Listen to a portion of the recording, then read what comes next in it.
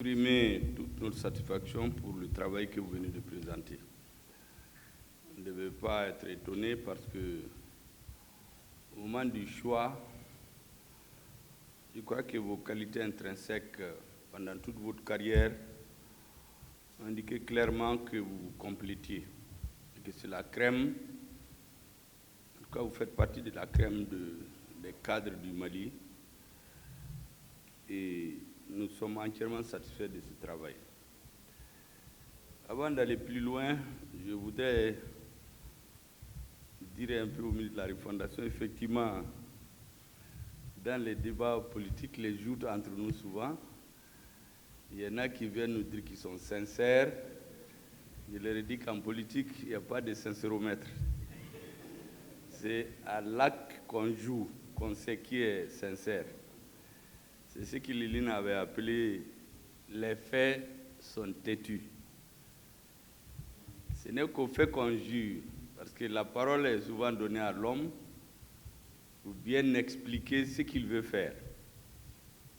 Il se trouve que dans le débat politique, souvent, il y en a qui utilisent la parole pour masquer ce qu'ils veulent faire. C'est pourquoi on ne peut juger les hommes qu'aux actes. Et je crois que les sincères que nous avons a montré qu'ils sont effectivement sincères. Parce que ce qu'ils disent et les actes coïncident. Vous savez, souvent dans le milieu politique, il y en a qui disent une chose, mais quand vous les suivez dans les faits, ils clignotent à droite, mais ils virent à gauche. Bon, donc, c'est ce que j'ai l'habitude de dire aux hommes politiques souvent quand on se chahute entre nous. Et je vois que le ministre de la Refondation a bien retenu de ces débats cette phrase qui doit l'avoir plu. Alors, ce que je voudrais dire en plus, c'est que nous sommes deux organes, deux instruments de travail dans les mains du président de la transition, qui se trouve par le heureux concours de l'histoire et de Dieu être à la tête de l'État malien aujourd'hui. Donc c'est lui qui doit rendre compte in fine. C'est à lui que les comptes seront demandés. Dans quelques années, on ne parlera pas de nous. Vous voyez, les gens du temps de Modibo, de Moussa Traoré, de Alpha Marconaré, de Ibeka, personne ne se rappelle qui ont été leurs premiers ministres, qui ont été leurs ministres, qui ont été leurs techniciens. Donc nous devons faire en sorte que le moment venu, tout Malien qui parle de la période de Assimi Goïta puisse se dire que ce que nous voulons, ce que nous avons demandé, c'est ce qui a été réalisé. Et donc nous sommes deux outils de travail dans ces mains. Les assises nationales qui ont été très heureusement convoquées, où les Maliens ont fortement participé, ont retenu, comme vous dites, 517 recommandations. Sur les 517, avec le président de la transition, le gouvernement a identifié 55 actions prioritaires, donc qui doivent être réalisées pendant la transition. 153 actions prioritaires complémentaires, donc qui doivent commencer, au moins commencer pendant la transition, et 309 autres qui sont les souhaits des Maliens, mais qui demandent plus de temps, plus que la durée de la transition. Et vous êtes en train, avec le gouvernement, d'aider le président à pouvoir se tenir debout devant les Maliens à la fin de la transition et dire « Vous avez demandé 517 actions, voici ce que j'ai pu faire avec l'aide de vos enfants qui sont au gouvernement et aux sincères. » Je crois que nous devons tous être fiers de notre travail parce que nous aidons le président à accomplir une mission historique. Rarement au Mali, après les grands forums, il y a eu un travail pareil. Le plus récent, c'est le dialogue national inclusif. Il a fait 4 grandes recommandations. Retour de l'administration, de ne pas retourner. Organiser des élections. Les élections ont été organisées, on connaît la suite. Amener la paix, la sécurité, elle n'était pas venue, et ainsi de suite. Mieux, une fois que c'est fini, bon, tout le monde s'est occupé de ses affaires courantes. Les recommandations ont été mises dans les tiroirs, comme on a l'habitude de le faire dans notre pays, dans beaucoup de forums. C'est ce qui fait dire aux Maliens qu'on élabore des bons textes, les autres viennent les prendre pour les appliquer chez eux. Mais cette fois-ci, c'est un cas unique exactement comme les assises. Dès que les assises sont terminées, le président a dit au gouvernement, nous devons rendre compte au peuple malien à la fin de la transition. Donc, attelez-vous à faire le travail que les Maliens ont demandé. Mieux, il dit, malgré que j'ai confiance en vous, je vais vous surveiller, vous suivre et vous contrôler en mettant les sincères composés d'hommes de qualité, morale, intellectuelle et d'expérience avérée auxquels les Maliens ont totalement confiance. Ça donne de la crédibilité à mon évaluation. Nous sommes là aujourd'hui à faire un premier pas qui me paraît très important sur ce rapport. Il y a maintenant, comme l'a dit le rapporteur général, question de mieux se comprendre. J'ai retenu que le sincère demande instamment la plus grande disponibilité des ministères pour leur faciliter le travail.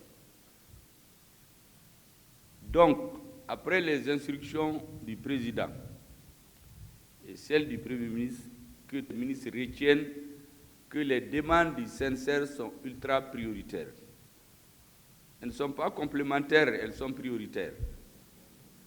Maintenant, vos propres demandes sont des demandes complémentaires prioritaires, les ministres. Mais les demandes du sincère sont prioritaires. Deuxième chose, dans l'administration, beaucoup de cadres ne maîtrisent pas ce qui est en train de se passer. En réalité, nous sommes à un virage historique. Beaucoup ne comprennent pas. Je vous assure que le ministre de la Refondation a passé beaucoup de temps à expliquer à certains, mais cette histoire de refondation-là, Borami, qu'est-ce que ça veut dire? On veut comprendre, qu'est-ce que vous voulez? C'est pour cela que quand on formait le premier gouvernement, il m'a dit que lui ne veut pas être ministre, j'ai dit non, cette affaire de refondation-là, toi tu fais partie des gens, on l'a conçu ensemble. Toi tu vas te promener, moi je vais être avec des ministres qui vont me poser la question. Il faut coordonner le gouvernement et leur expliquer. Il faut que tu viennes, toi tu vas t'occuper de l'explication. Maintenant, là où il y a des problèmes, vous venez. Mais tu ne peux pas te débiner. D'après les Bambara, là, vous avez tué la souris, vous mangez maintenant la queue là. Et de ce cas d'où. Tu ne peux pas aller te promener refondation, assise. Maintenant qu'on est au bout, toi tu dis que tu vas te reposer. Il n'y a pas de repos dans ça encore. Heureusement que le président est très content de son travail, il me l'a dit personnellement. Et cette refondation, c'est nouveau pour les Maliens. Certains ne comprenaient pas, ils voulaient, mais ils ne savaient pas comment le faire. Ils voulaient le changement, mais ils ne savaient pas comment ça va se faire. On leur a promis plusieurs fois de changer, mais à la fin, ils se sont dit que ce n'était pas sincère. Donc le sincéromètre, en réalité, était dans la poche de celui qui parlait. Mais le peuple a constaté que ça n'a pas marché. Cette fois-ci, on veut qu'à la fin, qu'il y ait vraiment un véritable sincéromètre dans les mains d'Assimi Goïta. Qu'il puisse dire aux Maliens, en 2021, voici ce que vous avez demandé. Moi, j'ai mon gouvernement que j'ai mis au travail. Je l'ai contrôlé, je l'ai suivi. Voici ce qu'on a pu faire. Et ce qu'on n'a pas pu faire, je vous donne les raisons. Parce que le peuple, j'ai l'habitude de dire aux gens, certains pensent que la politique, c'est mentir. Pas du tout. J'ai dit, en politique, il faut toujours dire la vérité. Quand vous ne pouvez pas dire la vérité, il vaut mieux vous taire. Parce que chaque fois qu'on ment au peuple, il va vous rattraper. dans un an, dans quelques mois. C'est pourquoi vous trouvez, il y en a qui disent aujourd'hui tchou, demain ils disent tcha, dans le même débat. Donc Assimi va dire aux Maliens, vous avez ce que vous avez demandé en 2017, voici ce qu'on a pu faire et voici ce qu'on n'a pas pu faire. En toute vérité, une fois que le peuple sait qu'on lui dit la vérité, il est plus tolérant. Il accepte certaines fautes. C'est quand on le dribble, on lui manque, il découvre de lui-même. Vous mettez les halos noirs là pour qu'il ne voit rien. Un jour, la lumière vient, il voit. C'est en ce moment qu'il vous dit que vous n'avez pas été sincère. Donc, nous devons tout faire pour qu'à la fin de la transition, le président de la transition puisse dire aux Maliens, voici ce que vous avez demandé, voici ce que j'ai pu faire. Dans ce processus, j'ai retenu une observation du ministre de la Refondation. Il dit que les actions prioritaires complémentaires ont vocation à débuter sous la transition et n'ont pas vocation à terminer dans le principe. Par ailleurs, il y a des actions qui n'étaient pas prévisibles, qui ne sont pas prévues dans les assises, mais qu'on est en train de réaliser. Le ministre des Finances vient de vous donner l'exemple. J'ai dit aux gens l'autre jour une triptyque qui est celle du président et de tout le gouvernement. Nous avons pensé 2 ans, 3 ans à nous équiper pour dire qu'on va se défendre nous-mêmes. On ne va plus dépendre d'autrui. Nous sommes allés là-dedans. Aujourd'hui, tout ce qui nous empêche de nous défendre comme on veut, on leur a dit bye-bye. Là que c'est non. Maintenant, il y a ce qu'ils appellent la diplomatie. Tout ce qui nous mettait les bâtons dans les roues, nous avons des ministres qui les donnent le coup pour coup, tous les membres du gouvernement dans leur domaine, avec en tête le ministre des Affaires étrangères, qui a son chef, le Premier ministre, qui a aussi son chef, qui est le président, qui est le véritable chef de la diplomatie. Ces derniers moments, je crois que nos adversaires n'ont eu autre chose que de caractériser notre ministre des Affaires étrangères, mais ils ne vont pas le décourager. Ils regardent souvent ses pins avec le côté de la Russie, avec le drapeau de la Russie, et puis ses lunettes. Donc ils n'ont autre chose à dire. Au lieu de parler du débat des fonds, regardez-le avec le drapeau russe et son regard farouche. Nous, nous disons, parlons des problèmes. Donc notre diplomatie est en train de travailler. J'ai donné l'exemple récemment quand ils ont été avec ce fameux rapport venu dans ces zoos à Genève. Notre ministre des Affaires étrangères et de la Défense ont apporté la réplique qu'il faut au point que le rapport a disparu dans les tiroirs pour aller se retrouver à New York quelques temps après.